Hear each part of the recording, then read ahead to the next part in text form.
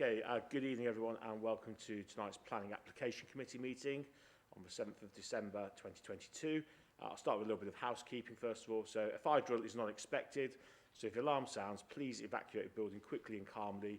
Please use the stairs and do not use the lifts. Once out of the building, please gather outside the Virgin Money building, formerly the Yorkshire Bank, on the opposite side of the road. Exit by the door by which you entered the room or by the fire exits, which are clearly indicated by the standard green fire exit signs. If you need any assistance in evacuating the building, please make yourself known to a member of staff.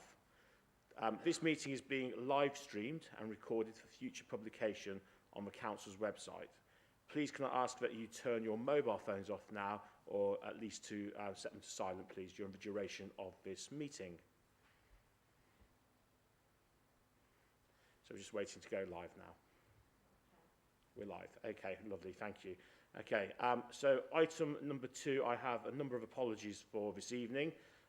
First of all, we've got Councillor Hartshorn. So he is here but hasn't done the training yet, so I'd like to thank Councillor Gutteridge for stepping in tonight on his behalf. Councillor Rudkin, who sent her apologies, and she's been substituted by Councillor Hocking, so thank you, Councillor Hocking, for joining us tonight. Councillor Harbison also sends his apologies, as does Councillor Shepherd, but we have no substitutes for either of those as far as I'm aware. Does anyone know of any other absences? No. Okay. Moving on to item 3 then, the minutes. Hopefully you all had a chance to look at the minutes. Has anyone got any objections to me signing them? So do I have someone to propose the minutes? Thank you, Councillor Wilson, and seconder, Councillor Smith. Can I have a show of hands for all those in favour? Thank you. Yeah, those are carried, so I shall sign the minutes off.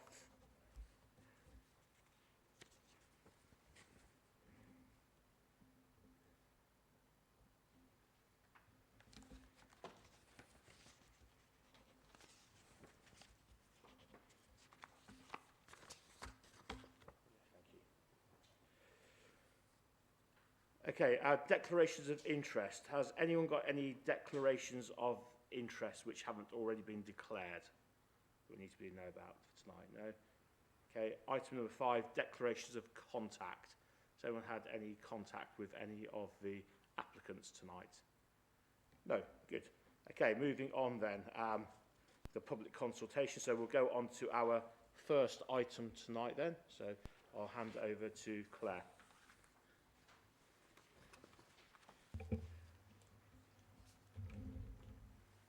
Thank you, Chair.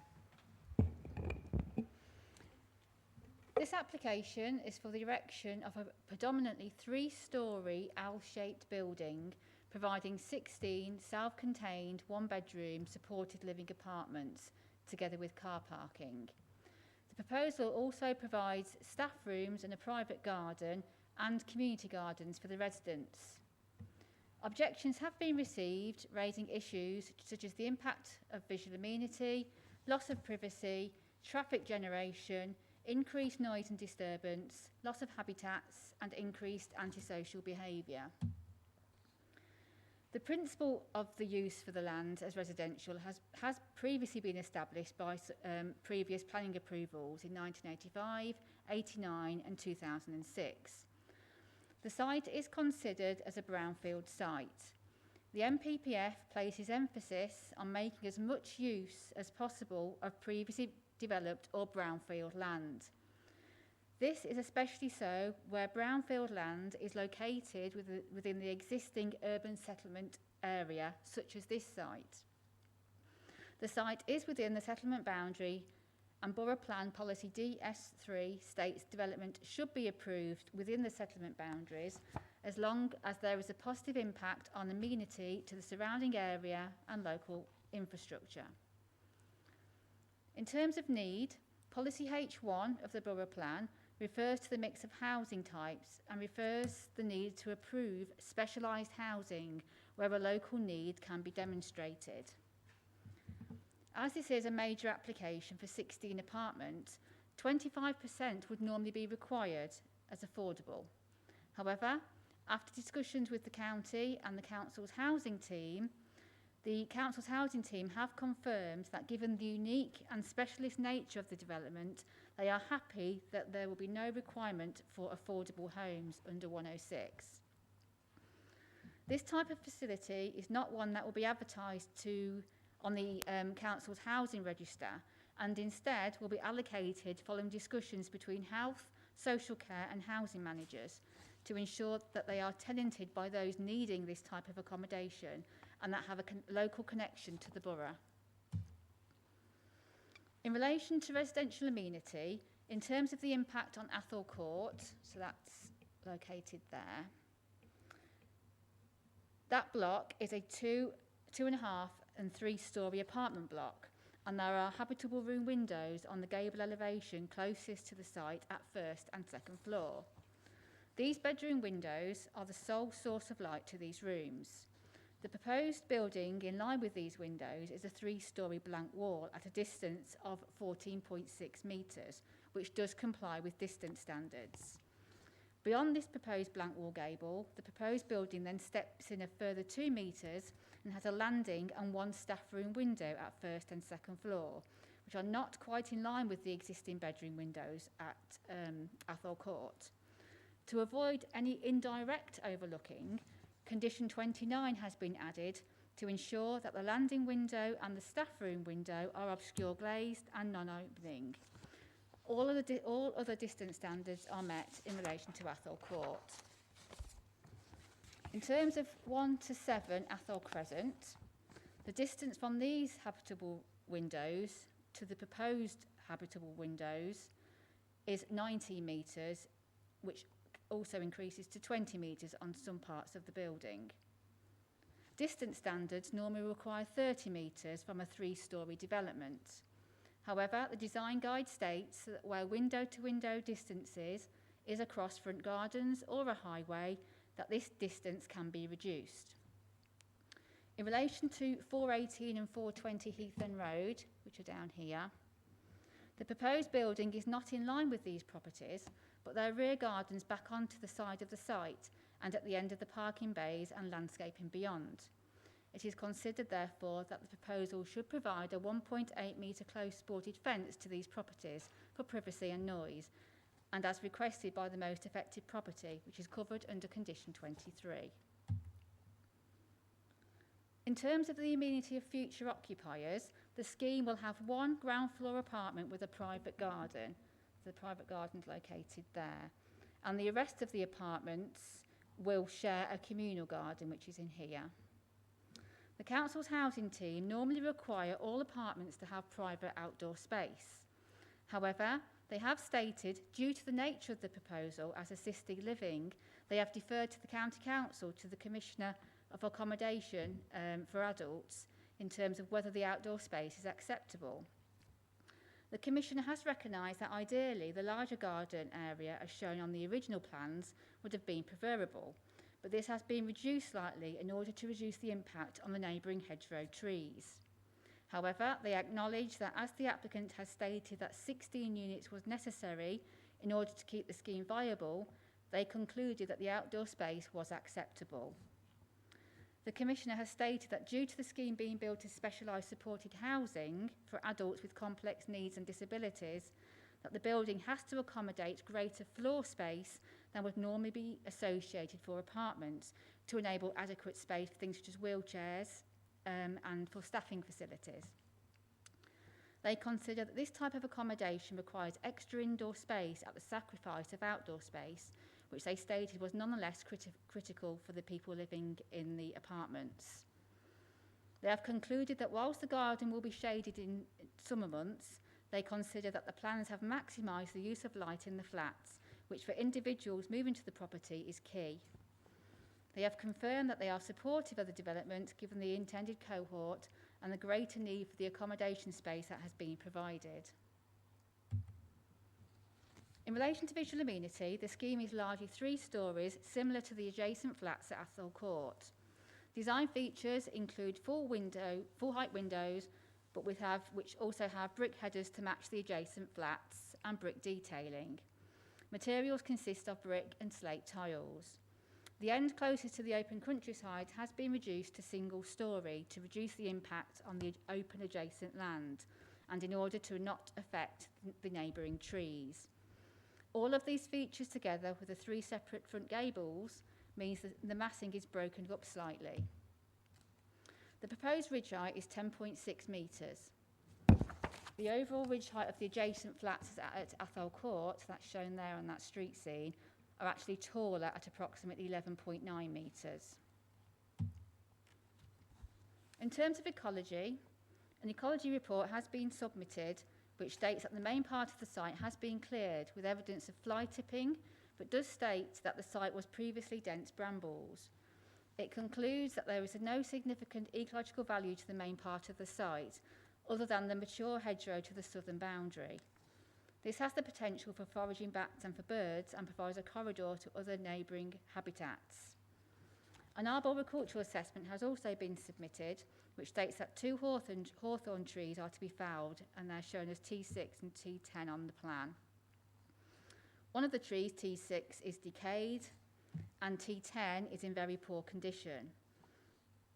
A hawthorn tree, which is shown as T11, is to have a crown reduction of 20%, and an ash tree, which is T2 on the screen, is to be crown reduced by 30%. The council's tree officer does not appear to have issues with the removal of the trees or the work to the trees. However, he has objected due to the proximity of the building to the remaining trees. The layout, though, has been amended to take into consideration these concerns, and the height of the building nearer to the larger trees has been reduced to single storey. However, the building is still in line with the tree protection area for the oak tree on site.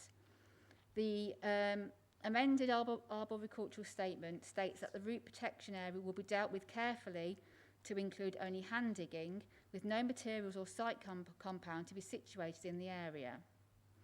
The council's tree officer still objects on the grounds that there is no guarantee that this will secure the longevity of the tree. The agent states that the plans cannot be amended further, as this would mean the loss of units, and which would mean the scheme would not be viable. Officers consider that the proposal can be conditioned to ensure that it is acceptable, and whilst the objections from the tree officer have been noted, these have to be assessed against the planning balance and benefits of the scheme. Condition 5, which requires submission of arboriculture method statement and tree protection plan. Condition 6, which requires supervision by an ecologist during site clearance. And condition 17, which requires details of lighting, have all been added in the interest of ecology and biodiversity.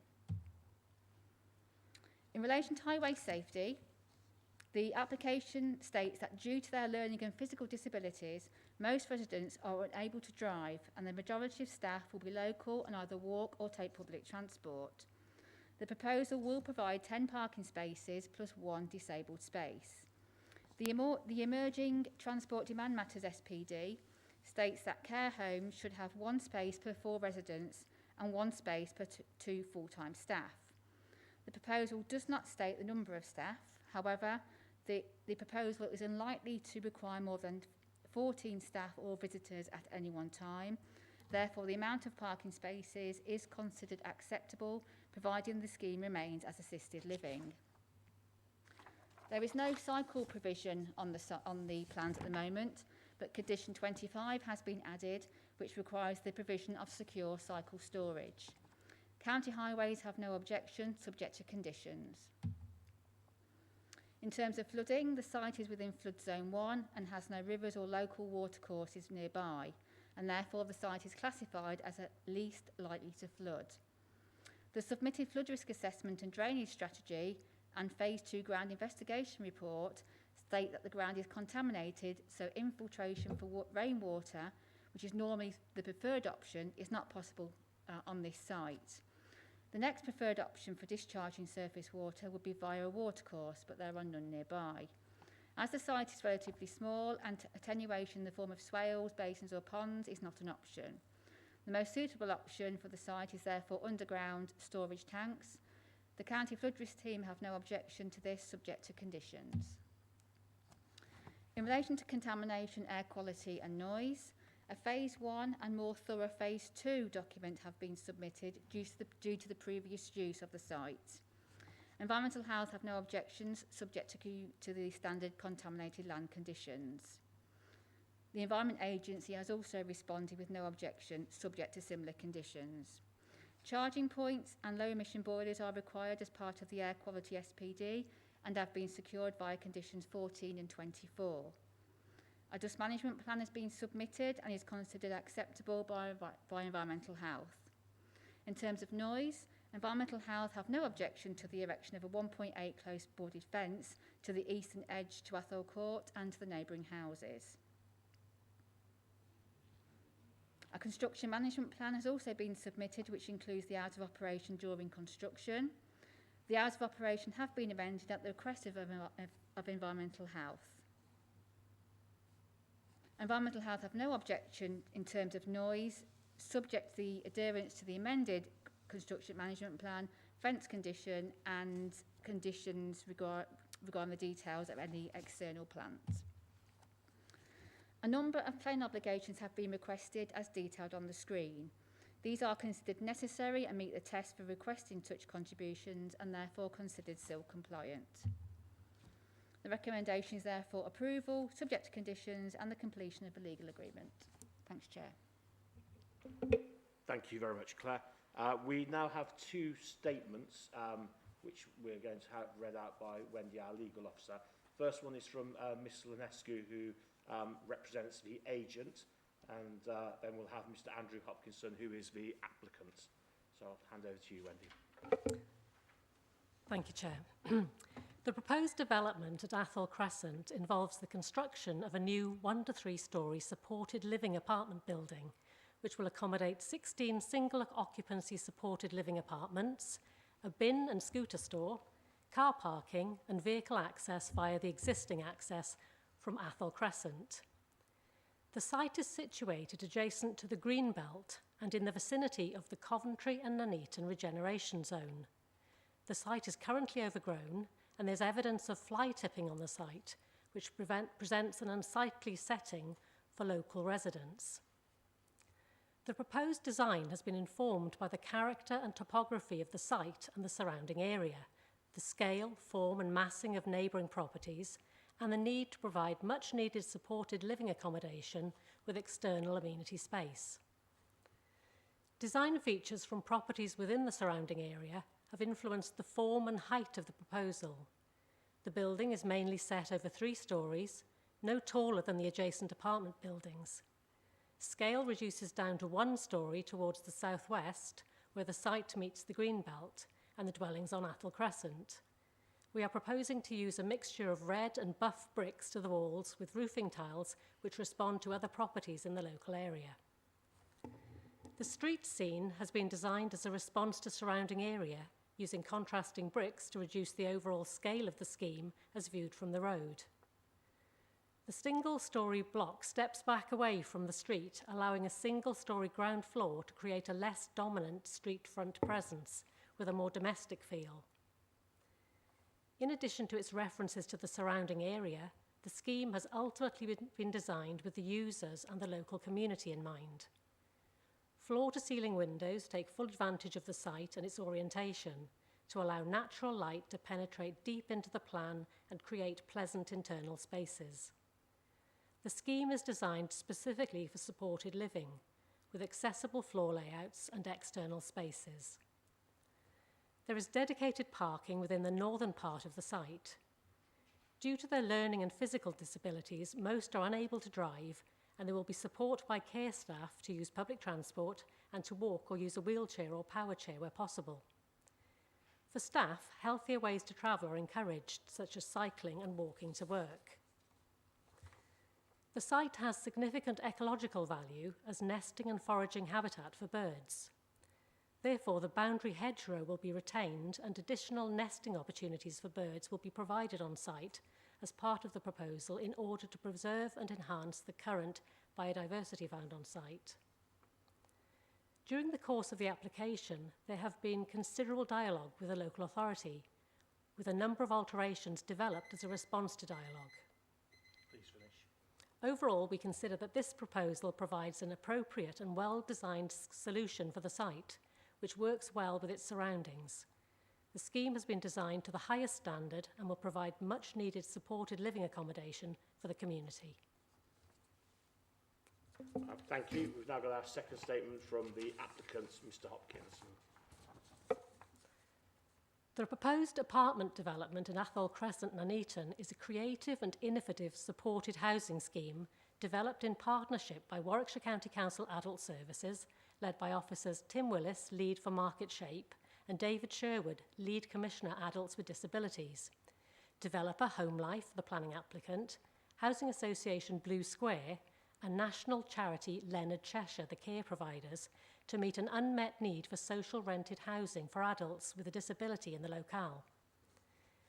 The proposal for Athol Crescent supports local and county social care, public health and housing to make homes and support available, improve health and well-being, prevent homelessness and hospital admissions for local people with disabilities. The provision will also support the NHS to allow people to be safely discharged from hospital into appropriate accommodation. There is a local shortage of supported housing for people with disabilities and housing that is suitable for wheelchair users in Nuneaton and Bedworth and Warwickshire. There is a 7-person-a-year deficit in NBBC for supported housing from young people with learning disabilities that become eligible for adult social care, but cannot find the right accommodation. This leads to them being inappropriately housed in residential care homes. As part of the Transforming Care programme, there is a commitment to significantly increase local housing options for people with a learning disability.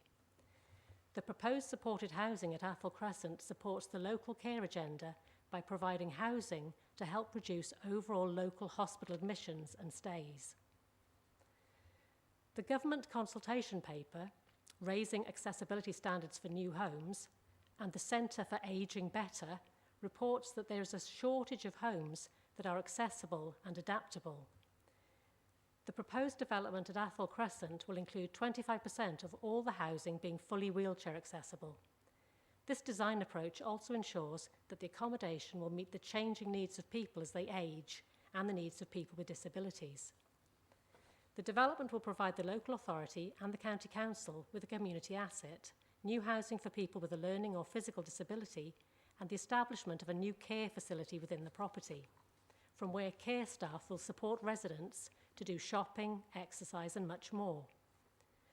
To address any concerns about crime, each apartment will be for individual occupancy, and there will be care staff working within the property 24 hours a day, each day of the year. Adult services will work together with people living in the property and their families, and the care provider Leonard Cheshire to develop a support plan. Every person will have a named support worker who will support them daily and accompany people to access public transport and local amenities. People living at the property will generally require assistance with light domestic duties, friendship and reassurance, and practical help to learn how to budget, manage bills and collect pensions. Okay, thank you very much for reading that out for us, Wendy. So we have a recommendation in front of us to grant planning permission subject to legal agreement and the conditions printed. Do I have somebody who would like to move that motion? Thank you, Councillor Smith. And do I have a seconder? Thank you, Councillor Wilson.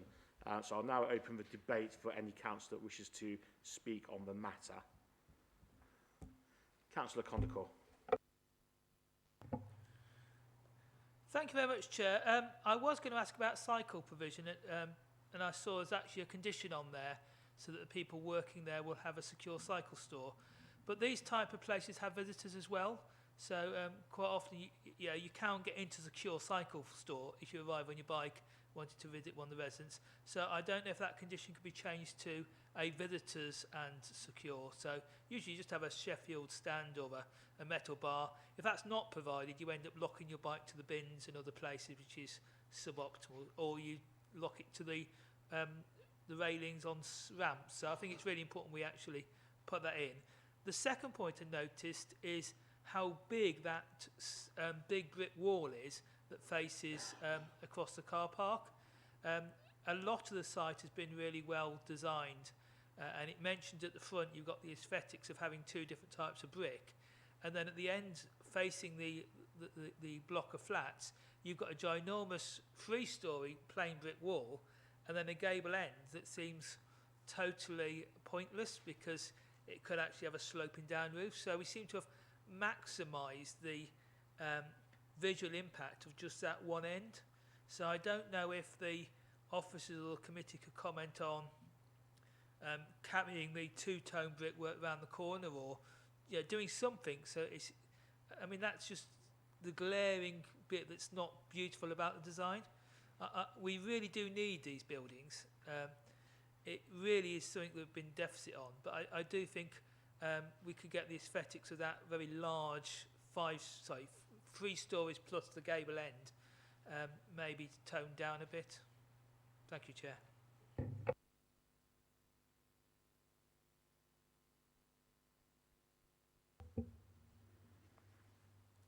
I mean, in terms of the condition regarding the cycle store, we can add in an element of, as Condecourt mentioned, secure and non-secure, such as Sheffield stands. So I think we can add that in. In terms of the materials, they have submitted a materials plan, because sometimes when we deal with applications, we look at materials afterwards, but they've submitted the details up front, so we have considered those materials as part of the pack of plans, and is under the schedule of approved plans as part of that. As officers, we considered it acceptable as part of negotiations. It's not something that we've asked to be changed. Thank you. Councillor Cons, does that answer your questions? Thank you, Chair. Yeah, a single Sheffield stand will be fine.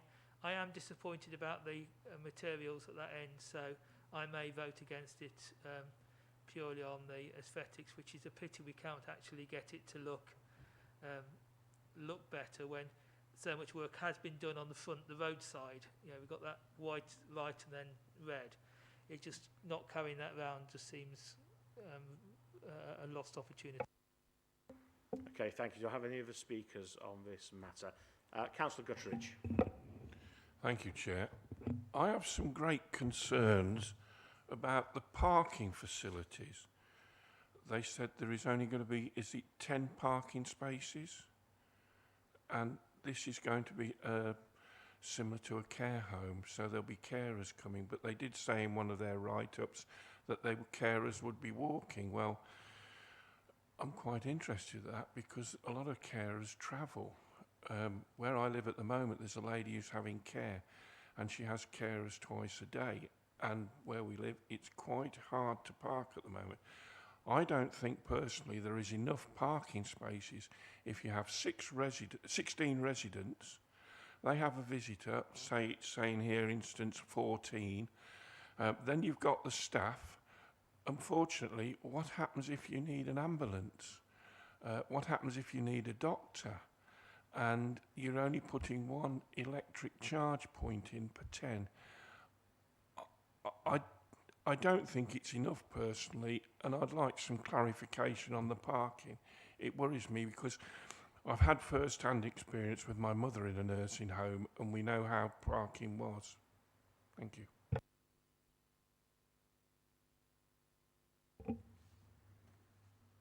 Yep, you're quite right, Councillor. There are 10 parking spaces provided, but because of the nature of the development, it's unlikely that the residents will have cars of their own. Now, in terms of carers, it's not carers coming backwards and forwards like they would do to a private house, for example. They are staff that will stay there on a shift basis. Also, as well, can I just add that county highways haven't objected, and I think it would be unreasonable to refuse an application on highway safety when the impact isn't severe. That is the key word in the MPPF. And bearing in mind we haven't got an objection from highways either. Yeah, thank you. I think with this we obviously probably have to defer to highways at Warwickshire County Council on this one when sort of looking at it. you know, we obviously have our own experiences, Councillor Guttridge, as you do, as I do, probably a number of other councillors, but we need to be guided as best we can by highways on this. Any other speakers at all? Councillor Wilson. Thank you, Chair. I think starting from the principle that it's an improvement on what is currently there, it is a good development. And I mean, having been up there a number of times, it is effectively scrubland. It doesn't look very nice, and I think it detracts from the street scene. I do have reservations about the car parking, but this is a site which is constrained, and it does have to wipe its face in terms of viability for the developer. I do also have reservations about the fact that it is so close to the school. That entire Radnor Drive estate at peak times is very, very busy. I think if we were designing an estate like that now, you wouldn't put a school in that particular area because there's only one entrance and exit to that entire estate through, well, there's two actually, if you're being kind, but they all exit onto Heath End Road just at different staggered points. So it's effectively just delaying the inevitable depending on which end of the estate you come out. It's still Heath End Road. What I do find in mitigation is that given the nature of the occupants, as has been said, they are unlikely to have the ability to drive. I have relatives in Oakwood Gardens in Bedworth, and many of those just aren't capable of driving. They are physically or mentally impaired, so it's not suitable for them. But Oakwood Gardens, and I have to admit, it is a wonderful facility which is there for them, provides the safety and security and facilities that they need. So I do have reservations about the highways, but having sat on this committee for a long time, I know unless I have an objection from county highways in my back pocket, it's exceedingly difficult to refuse. It may be, without having the paperwork in front of me, Councillor Condacor's issues could be resolved by wording of the condition, so that it could be that to be agreed rather than the already agreed or presumably agreed brickwork, because if it was to be agreed, i.e. in the future, it could be that officers approve this as is in future if they don't come forward, or work could be done after we approve it in principle tonight, so that work can be done on that brickwork, because it is quite common that in these applications we don't actually have the materials treatment up front. Sometimes it's helpful, sometimes it's a hindrance. In this case, I think it's proving to be a slight hindrance, particularly from Councillor Condacor's perspective, and I can understand that if it is a large brick wall, but perhaps if the wording could be slightly amended to give a bit of wiggle room to officers to go away and say, all right, we know we've got this, but could we work on it, and then we will formalise this later to see if some negotiations could be done, because I think Councillor Condacor does have a point on that. If it is a 3-storey massive brick canvas wall, then it could look oppressive to the near neighbours. So that may be a solution, Chair. It's not a perfect application, but I haven't got enough to go at appeal, is my main concern. But I think there is some negotiation which could be done on the more minor point from Councillor Condacor. Yeah, thank you very much, Councillor Wilson. That was a particularly useful insight, and also it's nice to see there's some backing there for what Councillor Condacor proposed as well. So I don't know if there's anything we could do in terms of conditions.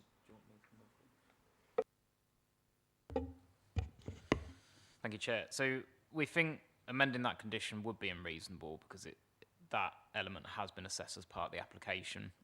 Now, the applicant may be amenable to that amendment. However, we've got to make a decision as to what's in front of us today, and on the basis that we've made an assessment, if we were to amend that, we think it would be unreasonable, and obviously that they can appeal conditions. So from an officer perspective, we wouldn't recommend to the committee that that condition is amended. Councillor Wilson. I take the point on that. So could we put a note on to say that we would request them to revisit that particular condition, and then they may negotiate with you and you can agree any amendments to that existing agreement? I think it is a valid point which Councillor Condacor raises, and a note may be a way through it rather than I accept your professional advice that it would be unreasonable since they've already provided it and it's been assessed on that basis. Yeah, thank you, Councillor. So, yeah, I think Ashley's nodding his head in agreement that that's perfectly acceptable to do that. And obviously at this stage as well, it's probably easier for them to go back and have a look at it if there's a note, and hopefully if they can, they will do something about that. So it's sort of more within keeping of the area and actually not just providing an ugly Great Wall. It does seem to be quite a well thought out proposal on the whole. So they may be willing to go that one extra step, hopefully, if we give them a gentle nudge through a note. Okay, do I have any other speakers on this? In that case, sorry, Councillor Condacor.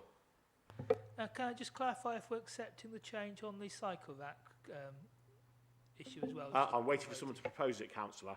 Can I just propose that then? You certainly can. Do I have a seconder for that? Seconded by Councillor Smith. So all those in favour of the amendment to the cycle racks, should we accept it? Yeah, that's unanimous. Okay, so if there's no further speakers, then we'll move to the vote. Can I have a show of hands for all those in favour of the application? So that's, okay, that's 4. Against? Okay, 1. And no abstentions, from what I can see. Okay, so that is passed. Thank you. And that brings us on to item number 2 when you are ready. Thank you, Claire.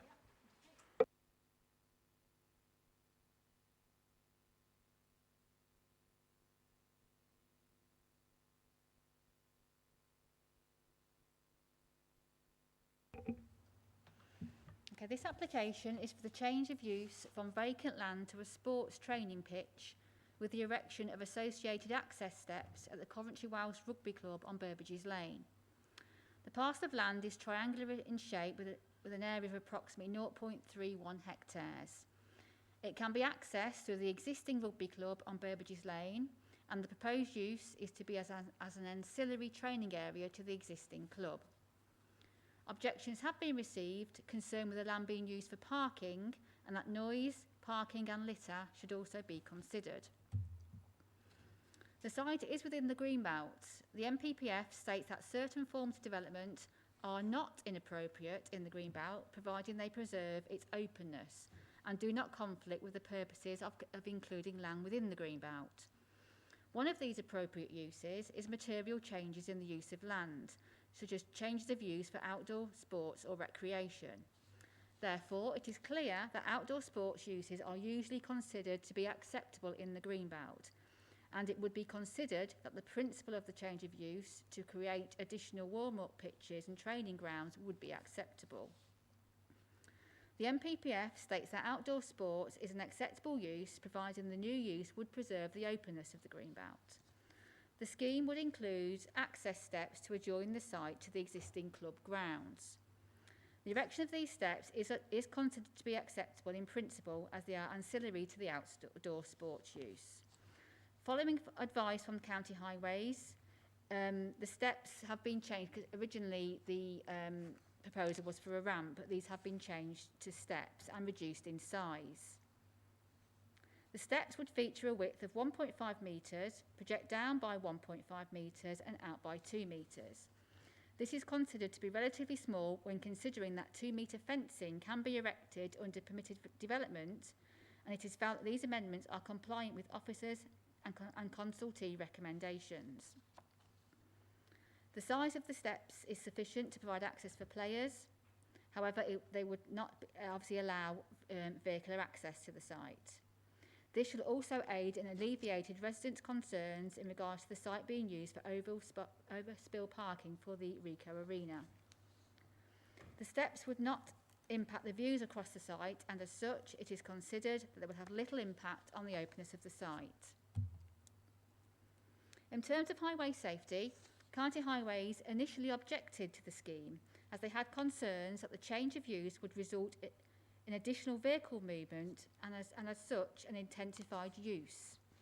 They also had concerns in regards to the gradient of the ramp that was originally proposed, and that the clearing of the site would create an open space between the site and the A444.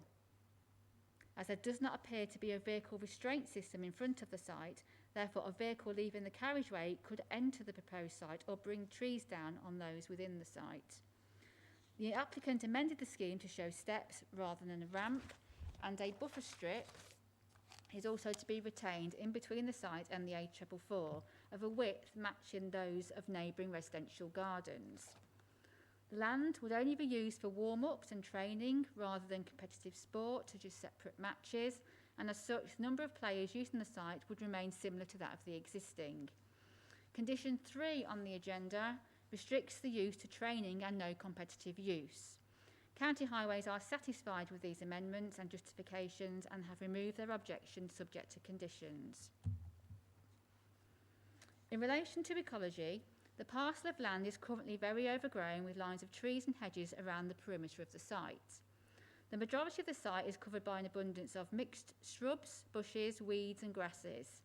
None of these trees are protected by TPOs and the site is not a designated wildlife site. The Parks team requested a tree survey, a tree removal and retention plan, an arboricultural impact assessment and an arboricultural method statement. The applicants required quotes for these surveys and assessments. However, they have stated that the cost for these would be excessive and the club has suffered financially during COVID, and this is a factor as to why they cannot afford the requested documents. Parks are concerned that the clearing of the site could potentially result in a large loss of biodiversity. The MPPF states that if significant harm to biodiversity resulting from a development cannot be avoided, adequately mitigated or as a last resort compensated for, then planning permission should be refused. It is acknowledged that some harm may be created with the partial clearing of the site. However, it should be assessed whether this constitutes a significant enough to warrant a refusal. The applicants have stated they would retain the vertical strip of land to the east, so it's this area down here. This would provide a wildlife corridor adjoining onto neighbouring sites, which aids in mitigating some harm. Also, it should be considered that the site would still be covered in some vegetation rather than tarmac or gravel.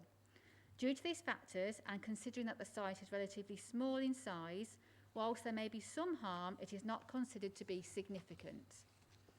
The MPPF also states that development on land within or outside a site of special scientific interest and which is likely to have an adverse effect on it or would result in a loss of ancient woodland should not be permitted. These proposals do not impact a SSSI or an ancient woodland. It should also be considered that the clearing of the vegetation on site does not actually require planning permission, as none of the trees are protected either by TPOs or within the conservation area. The impact on ecology does carry moderate weight, but given that the harm is not significant, officers consider it would be unreasonable to refuse the application on this ground. In relation to visual amenity, the steps are to be relatively small in size and would feature timber sections in between each step. As this is a very minor alteration and is located to the rear of the site, it would not be visible from the public realm. As such, it is considered there will be very minimal or no impact on the visual amenity of the area. There are residential dwellings located on Burbage's Lane, however no residential properties or gardens directly border the site. As such, it is considered that the proposed use and ramp would have steps would have very little impact on the amenity of neighbouring dwellings. The intensity of the use of the club should not increase significantly, as the pitch is to be used for warm-ups and cool-downs and training only. Therefore, officers consider there will be little additional noise or disturbance created by the change of use. In addition, Environmental Health have no objection to the proposal. The recommendation is therefore approval, subject to conditions. Thank you, Chair. Thank you very much, Claire. We have one speaker on this item, and that's Mr. Weatherstone, who's going to speak in support of the item. So you've got your 3 minutes, sir. Thank you. I'll take this off because I need my glasses. Hi, thank you, Chair, should I say, getting official, ladies and gentlemen. My name's Ian Weatherstone. I'm the current chairman of Coventry Welsh. Just to give you a bit of background on the club and where we are. We've been situated in Burbage Lane since sort of 1948. Welsh miners that came to the area, formerly Coventry exiles, but now Coventry Welsh. We run 3 teams, 2 male teams and 1 very successful female team, which is quite good certainly for the area. So we have circa 90 male and 50 female registered players. The initial proposal was we have 1 pitch, which costs us an extortionate amount of money each year to maintain, given that 3 teams train and play on that pitch throughout the week. So that was the initial sort of application. I know the good lady said about the objections from the neighbours. There was a petition from one of the neighbours, if you like, suggesting that we were going to create a car park for the Rico Arena. And that purely wasn't the case. And when she actually found out what we were doing, I believe she sort of removed her petition, should you like. So we managed to appease the neighbours, and it was probably a downside on our part from not actually consulting the neighbours prior to. We just thought it would be a given what we wanted to do with the area. I know we've had approvals from the Highways Agency and also Sport England in regards to what we want to do with this area. We are the only active sports club within the area, and we do provide a good facility to the community. We are open match days, you know, the Coventry City Parking and Wasp Parking, but we just utilise the area that we have, which the objections I think were surrounding that, thinking that it was going to increase footfall, but that's purely not the case. We just want to preserve our pitch.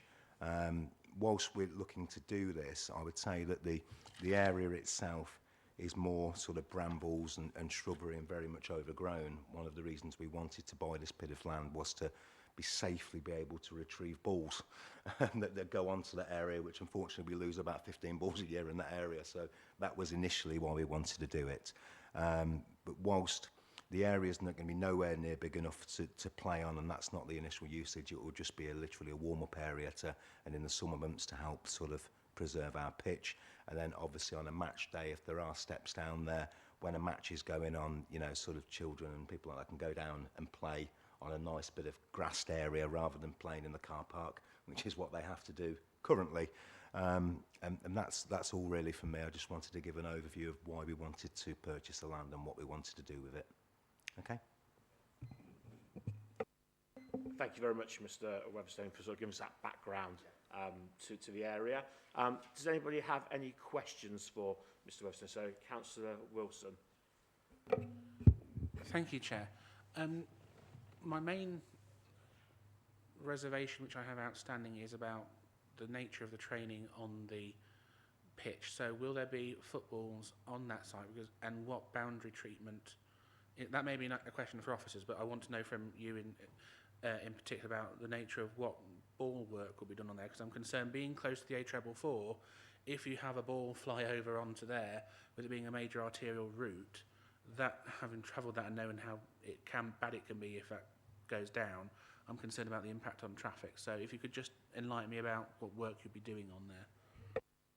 In terms of the actual work, in terms of training, it will literally be just a warm-up area. There'll be no balls sort of kicked, or certainly there will be, I know the photo that you had up of the boundary, which is a similar boundary to one, you can see the yellow area at the bottom where the house is there.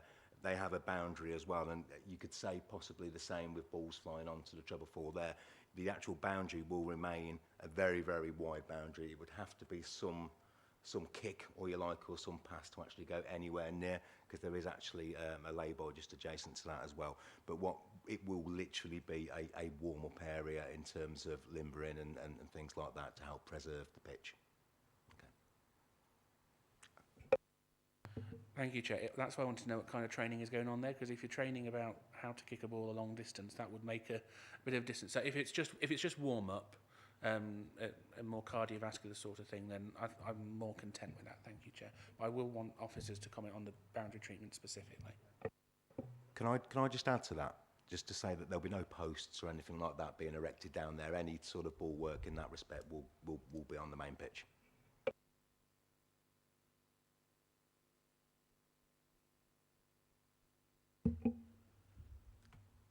As part of this application, there's no specific boundary treatments along that side that have been submitted, as far as I'm aware. As the speaker said, there will be a gap between the site and the A444, and there's a condition on the recommendation that it does restrict it purely to warm up and cool down purposes. So they wouldn't be able to have matches on there or anything like that. It's purely as the speaker said. Okay, Councillor Condicle, I think I saw your hand up as well. Thank you, Chair. We mentioned it being overgrown and all this stuff, and obviously at the edge it might have trees and things. And it was mentioned about this green corridor and this blue line. Can you give an idea in feet, yards, whatever, how wide the sort of boundary area is? Because obviously you're not using the whole area up to the carriageway, so.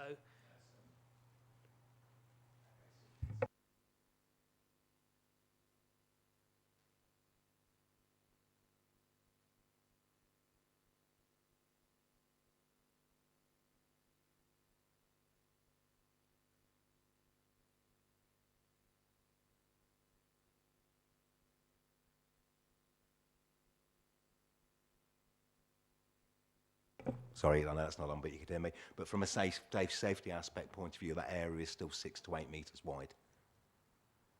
If that answers the question. Thank you. Councillor Hammersley.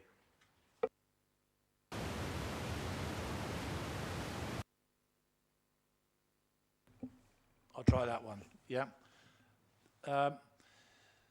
Thank you, Chair.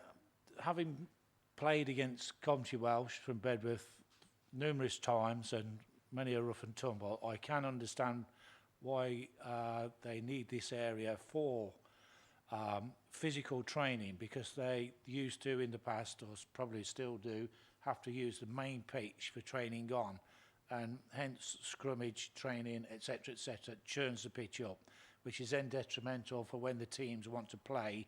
It is not good. So they've never had a grassed training area. So yes, I can fully understand the reasons why you've asked it and why you've had this triangle of land at the back, which I have seen and retrieved and got scratched many a time retrieving our own ball that's been kicked over the post, but that's another story. But I would agree with Councillor Wilson that ball handling skills only on this area, no practice kicks for touch. They probably need the practice because I've seen them play, but no kicking practices on this particular area. And for ball handling and scrubbaging where, you know, the pitch does get churned up. Thank you. Councillor Guttridge. Thank you, Chair. The gentleman said that he'd got 90 male players and 50 female players. Is that correct? Yeah, that's registered players. Registered players. You know, the reality is, on a training night, we probably have between 16 and 20 male players. Yeah. I'd like to move further on. Do you do anything for the younger people in the vicinity? Young teenagers or young people?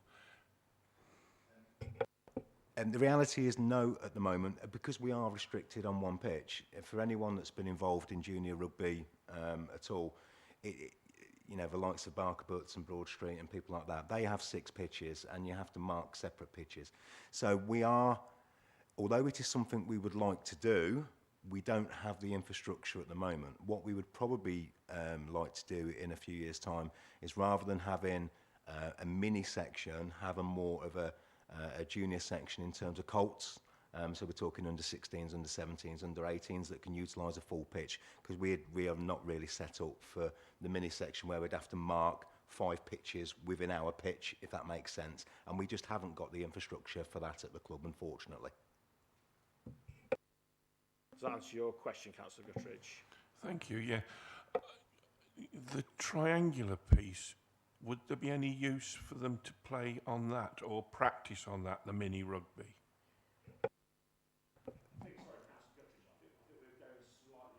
I think we're going slightly off the topic here. I appreciate it's good to know about these things, but I don't see how this impacts on the planning application itself, because it's not something they do, therefore it's not something we should be really considering at this point in time.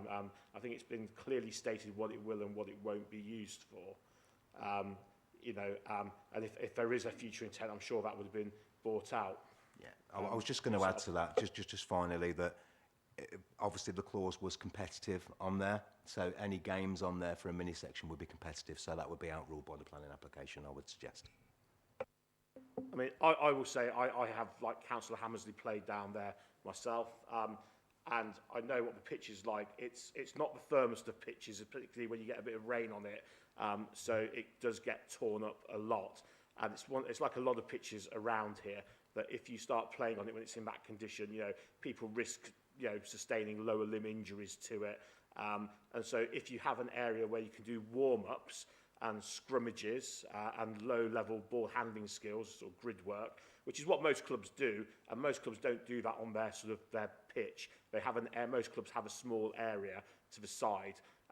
Obviously for kicking, it wouldn't be suitable for kicking, and the kickers would need to use the posts anyway on the main pitch because they need something to aim for. So they really wouldn't do that as far as I'm concerned. But I do take the point why you want that land. I think every other club I've played within the vicinity has certainly got a similar facility, you know, and it's used in that way. It's a responsibly used facility. I'm glad you've got the corridor in there. For me, keeping the green corridor. That'll also give you that protection. So Councillor Wilson was talking about if there was an unruly ball, I'm pretty sure that that shrubbery and those trees would stop any kick should there be any. And, you know, yeah, things do happen, balls do get kicked, but I'm pretty sure that the barrier would be high enough that it would stop any balls getting anywhere near the main road, Councillor. But I agree, it needs to be sort of very clearly stated that it's a condition, if it was approved, that we don't do any sort of high kicks in the area at all. So keep it down to grubbers, I think would be the advice. Do I have any other speakers on this matter? Councillor Wilson. I was just about to say, I think we've kind of combined the two, haven't we? I'm happy to propose it. But yeah, I think we need to sort of go to a proposal now because we've been doing clarification so far. So, Councillor Smith, is that a question or you? You're second. So, Councillor Wilson, you proposed. Councillor Smith, you seconded. Are there any sort of comments that people want to make generally of things that have not been covered already? Councillor Condacor. Thank you very much, Chair. I'm very concerned about the ecological loss on this site. I understand it can be developed, but I'm also optimistic about this buffer strip. But I think we do need to formalise something in the conditions so that, yeah, whether it's sort of 7.5 metre buffer strip and making sure we have it planted up or something, because otherwise we just keep losing and losing trees. These wild sites are actually really important in the borough. So to actually say, we'll develop this, well, it just becomes barren grass, is an issue for me.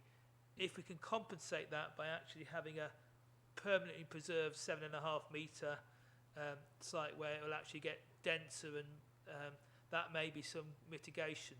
But I do think we need to actually specify how wide it is, so it's not just, oh, there'll be some blue line on the thing. And I think we do need to try and get environmental enhancements to mitigate or effectively offset the loss of the wider area. So I don't know if officers can comment on what a suitable condition to more formalise the width for the buffer strip and things could be. But I think if we could do that, I might be minded to support it. Thank you, Chair.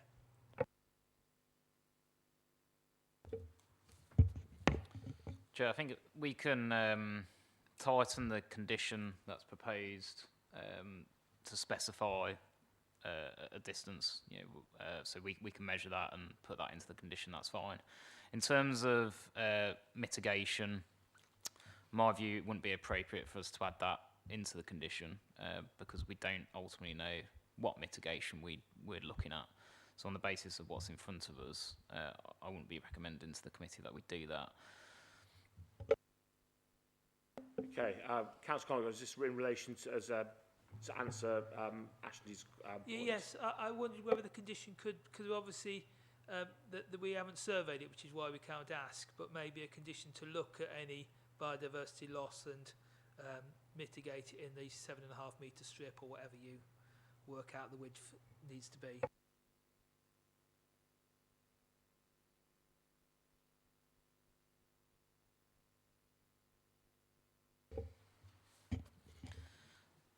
Thank you, Councillor. So, discuss with my colleague. We don't think we can go any further than the amendment we're suggesting. So that's the advice to the committee. Councillor Wilson. Thank you, Chair. I think we have to look at this as an exercise of degree in scale and kind.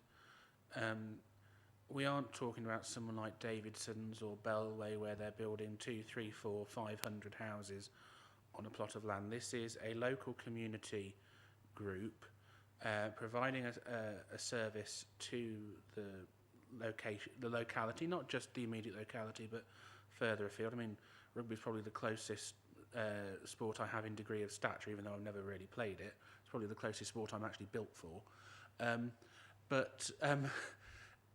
It's there to provide a service to the public, and they have plans to try and expand that, and I accept it isn't necessarily within the scope of the planning application, but I think it goes to speak to their intentions behind the planning application, which is they want to try and provide a service to the local area. They're doing it according to their means, and we heard in the officer's presentation to begin with that they have been hit by COVID, as most amateur non-professional sports facilities have been, so they can't provide us all the reports that we might request of someone like Bellway or Davidson with a planning application. And I think this is a balancing exercise. That is the biodiversity going to be so great that it is going to be to the detriment of that locality? I don't think it is on balance. If it really was, and I think that officers really would have insisted on those reports.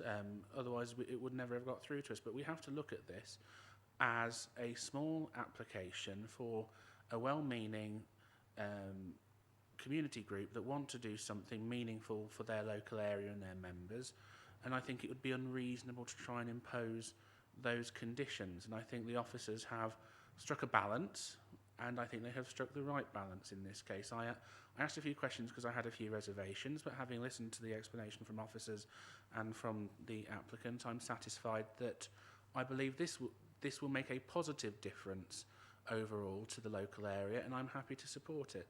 So it's a case of degree and scale and kind, Chair, and I think we have to bear that in mind in our deliberations. Thank you very much, Councillors. Do I have any other speakers on this? And I would echo actually what you said, Councillor Wilson. I mean, this is a club that's been here since the 1940s. It is part and parcel of the community. It's a club, it's a small scale club. It's quite a sustainable activity that we're looking at here.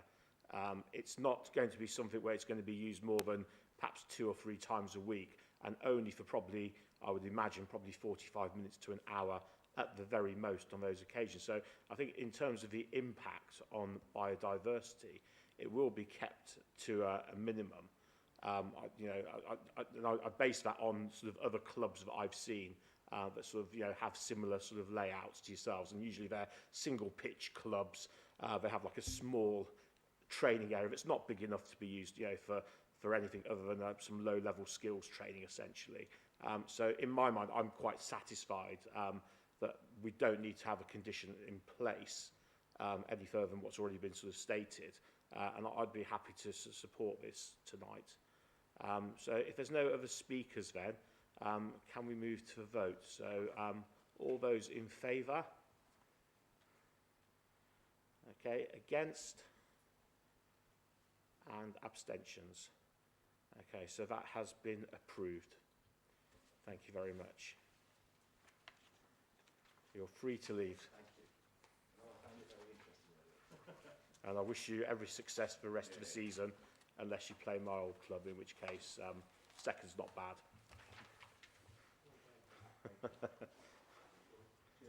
Thank you very much. Yeah. Cheers, thank you.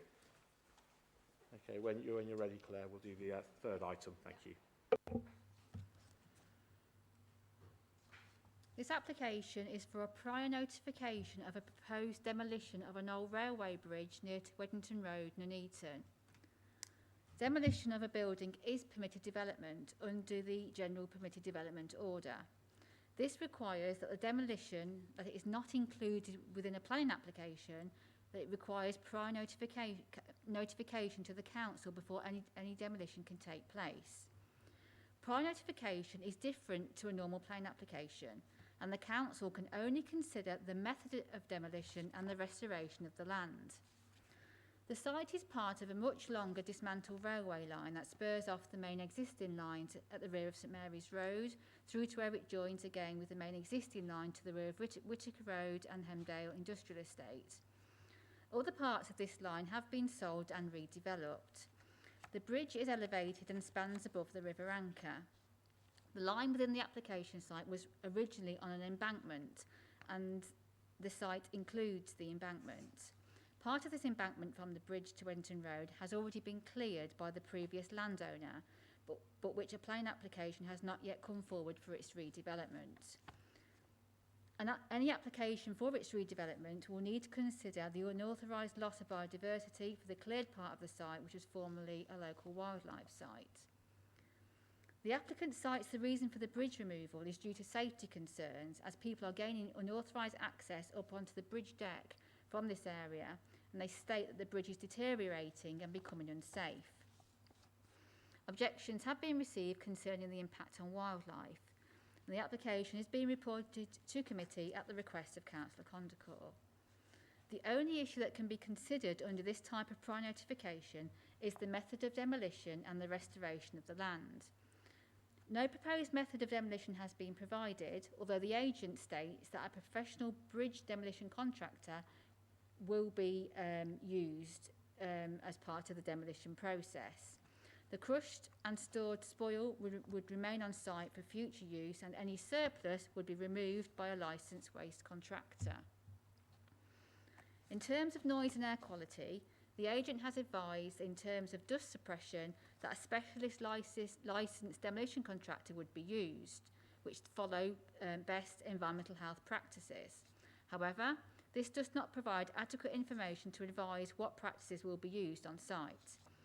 Environmental health have no objection, subject to a condition for a dust management plan, which is included as condition 6.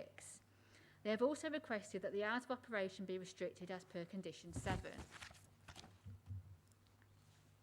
In terms of how the adjacent land and river is to be protected during demolition, the bridge is an area of abundant habitat and is land allocated as a local wildlife site.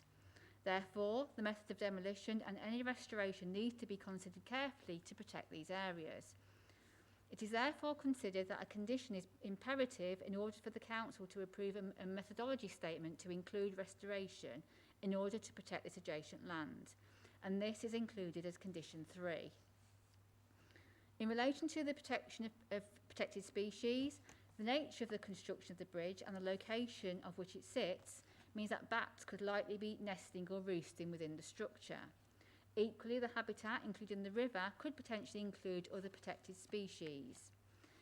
An ecology report has been submitted which states that an initial walkover survey completed in April this year recognised that the bridge did indeed have potential to support roosting bats, and that land could support nesting birds and reptiles. Surveys were therefore subsequently carried out. Dusk emergency and dawn re-entry surveys were carried out in June and August of this year, and whilst bats were seen foraging within close proximity to the bridge, no bats were seen entering or regressing the parts of the structure that the surveyors were safely able to access. The survey concluded, therefore, that a natural England protected species licence was not required, but that a non-licensed method statement was recommended as a precautionary measure. Surveys in August confirmed the presence of water voles and otters, and the report stated that a 10-metre buffer to the top of the riverbank is recommended to be retained as an area of no construction or demolition activities. The report recommended that in order to prevent incidental impacts on protected species, reptiles and mammals, that a method statement approach for vegetation clearance was appropriate, together with an ecological watching brief. The report also recommended that tree-mounted bat boxes should be provided to compensate for loss of roosting features within the bridge. It also concluded that as a precautionary measure, the demolition should be undertaken under a method statement to detail sensitive working methods and procedures to be followed in the event of a bat being present during demolition. It also stated that should more than 18 months elapse between the date of the surveys and the works being completed, that the surveys should be updated in line with current guidance. The recommendations from this report have been included in conditions 2, 3, 8 and 9. The Council's part team responded to the report with concerns that only the arches that were accessible were surveys and that no search of the bridge deck was carried out for reptiles.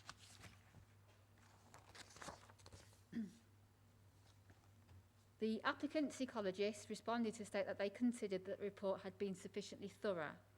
They considered that any emissions were due to the persistent antisocial behaviour in the area and that there was no safe access to the eastern arch due to the river.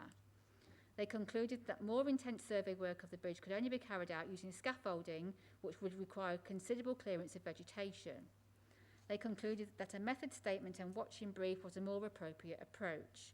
Officers consider that with the conditions attached, the impact on protected species would be mitigated. In terms of highway safety, the agent advised that a crane and other plant would be required and the majority of the spoil and rubble would be crushed and stored on site for future use. Therefore, there was no doubt that the demolition would require some substantial vehicular access to the site. The initial response from County Highways was that if large machinery needs delivering to the site and workers are required to remove the bridge, then a construction management plan was required to be submitted and approved. This is included as condition 5. A later response from County Highways stated that they could not support the use of the unauthorised access fronting the site on Weddington Road, which was previously used by HGVs. And if this access was to be used, then the application should be refused on highway safety grounds. However, they stated that the access to the adjacent ATS site would be acceptable subject to conditions. And condition 5 prohibits the use of that unauthorised access. In terms of flooding and drainage, the County Flood Risk Team, the Environment Agency and the Canal and Rivers Trust have all been consulted. The responses were either of no comment or no objection. So in conclusion, the condition of the brickwork on the bridge is deteriorating and will no doubt increase over time. Whilst it is the owner's responsibility to ensure the site is secure, there is evidence that unauthorised access by the public is happening onto the bridge decking. Officers consider that any additional information that would be required regarding the demolition and restoration can be secured through conditions. The recommendation is therefore that prior notification is required but granted subject to conditions. Thank you. Okay, thank you. We don't have any speakers on this, so we've got a recommendation in front of us to consent to prior notification being required and granted subject to conditions. Do I have somebody who's prepared to move a motion? Okay, thank you. Councillor Smith, and do I have a seconder to enable us to debate? Councillor Hamsley. Thank you. Do I have any speakers on this matter? Councillor Condicore. I'd like to speak a bit on this, but I want some clarity from officers because there's a long planning history to what's gone on here, and we've lost a lot of biodiversity when the embankment was removed going up to the bridge, and that's on our addendum, and it said the planning application was returned, which is a bit of a strange phrase. I'm not used to returning applications, but this is a really, really important site for wildlife. Most people do not know its existence because it is so cut off by the West Coast Main Line, the cricket club and the back end of things. And it's remarkable that we do have otters going up possibly into Nuneaton. So I don't think we can turn this down because it is something we don't have the powers to turn down, but it is really important we get the new owners of the site, who weren't the ones responsible for the damage, to actually be as careful as possible whilst removing this bridge. We've only got a very short section of the River Anchor here, from coming out of the Darkies, which is underneath the West Coast Main Line, to the sewage pumping station effectively in Weddington, which is effectively Wild River.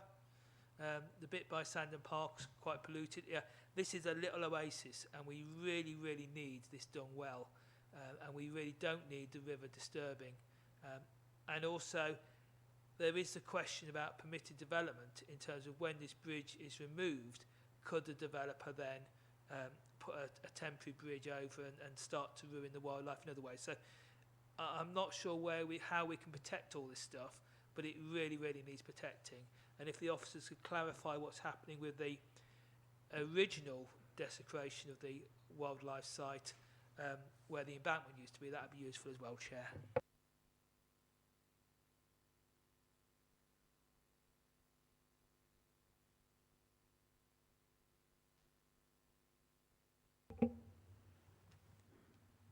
In terms of the adjacent site and the embankment, yes, unauthorised works were carried out, but that is a completely separate matter to what we're looking at the moment. That is being dealt with and through enforcement at the moment. But what we're considering tonight is the demolition of this bridge. They are two separate issues. Okay, Councillor Condecourt, is that clarification okay for you, or is there anything else you wish to clarify? Well, only that the site that we're going to access from ATS Tyres through all this is actually the site that was unauthorisedly cleared. So they are related. You can't say they're not related. Obviously, in planning terms, there may be separate applications, but effectively you're driving through a site that shouldn't be drivable through. And it is what we do with future use, if any of this prior authorisation can prevent this then being a through route to damage the bit on the other side of the river.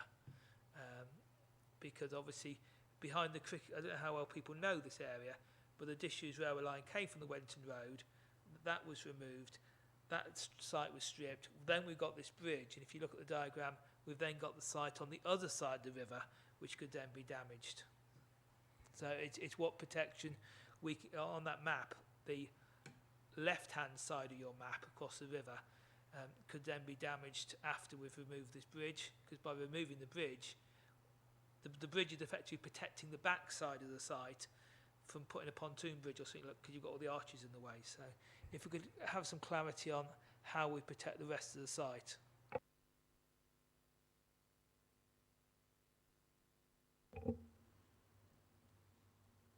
I mean, sort of protecting what might happen in the future isn't really the role of this application. The works they're doing are permitted development subject to providing details of the demolition and restoration. It's not, the application can't control what might happen in the future on an adjacent site. It's outside the remit of this application. So based on that, Councillor Condecourt, then we're going to have to go with what the officers say in terms of our consideration and our sort of process, really. That we'll have to discount what's going to happen in the future, because that would obviously form the basis of another planning application at some point in the future when the dismantlement of the bridge or the demolition of it does actually occur. And we shouldn't try to preempt what that might be or what that might look like at this stage. So I think we've got to tread carefully on that one, although I appreciate where you're coming from completely. But personally, I don't think I can count that in my sort of decision making tonight. Do I have any other speakers? So go Councillor Hamsley, then Councillor Wilson. Yes, Chair.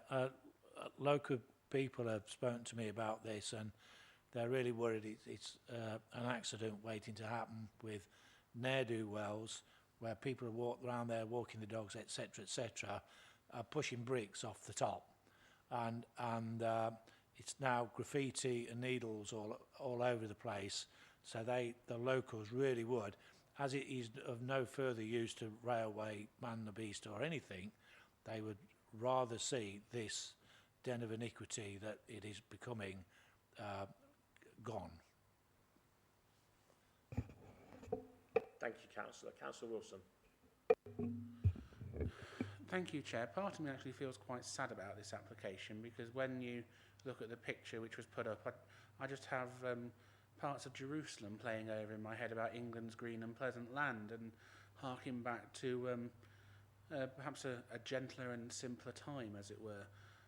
I did also consider whether it would be possible to repurpose the bridge into perhaps the Northern Relief Road and save some of the money on the £100 million it would cost for that, but I don't think that would be viable either. So whilst it pains me to, and I don't see any reason in planning terms to refuse it, I would hope, and I would share Councillor Condacor's sentiments in this, that looking at that vista and knowing that there is significant wildlife on our doorstep, that we can maintain and monitor that through the mitigations, and I hope that our planning enforcement team will be able to monitor that closely, because it would be a shame if we do lose some of that habitat and some of the, particularly otters, which we know are difficult to get into watercourses and water voles, for example.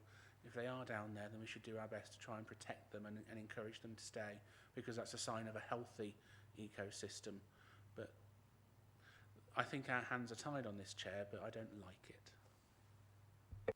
Yeah, sadly, Councillor Wilson, I think that's the way of planning, isn't it? We are a quasi-judicial body, and we have to be seen to be sort of upholding the laws as they stand, no matter sometimes that is a very unpalatable decision for us to have to make. Do I have any other speakers on this matter? Okay, I'm not seeing anyone else, so in that case we'll move to the vote. So we have a recommendation of consent to prior notification that's granted subject to conditions. So all those in favour of granting that application? Okay, those against? And any abstentions? Okay, so again, that motion is passed. Okay, that concludes our business for this evening. So I'll take this opportunity to thank officers and members, and I wish you all a very restive and peaceful Merry Christmas. Thank you. This meeting is now closed.